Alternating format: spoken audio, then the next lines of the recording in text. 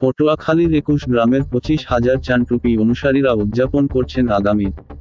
পটুয়াখালীতে Saudi আরবের সঙ্গে মিল রেখে আজ ২১ গ্রামের ২৫,০০০ মানুষ উদযাপন করছেন ঈদ উল ফিতর।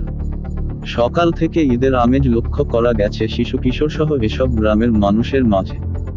বুধবার সকাল ৮টায় কলাপাড়ার ধানখালী ইউনিয়নের উত্তর নিশানবাড়িয়া জাহাগিরিয়া শাহ সুফি মমতাজিয়া দরবার শরীফ প্রাঙ্গণে ঈদের প্রধান জামাত অনুষ্ঠিত হয়।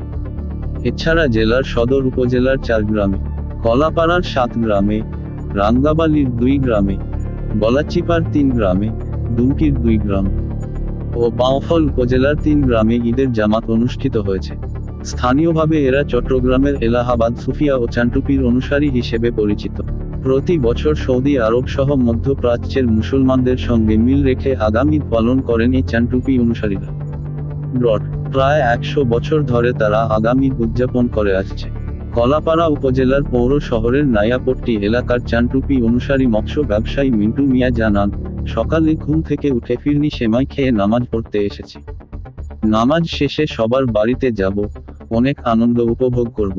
কলাপাড়ার ধানখালী ইউনিয়নের উত্তর নিশানবাড়িয়া জাহাগিরিয়া শাহ সুফি মমতাজিয়া দরবার শরীফের তত্ত্বাবধায়ক নিজাম উদ্দিন বিশ্বাস জানান, প্রতিবছর সৌদি আরবের সাথে মিল রেখে কলাপাড়া উপজেলার ৭টি গ্রামের মানুষ একদিন আগে পবিত্র ঈদ উল ফিতর উদযাপন করে।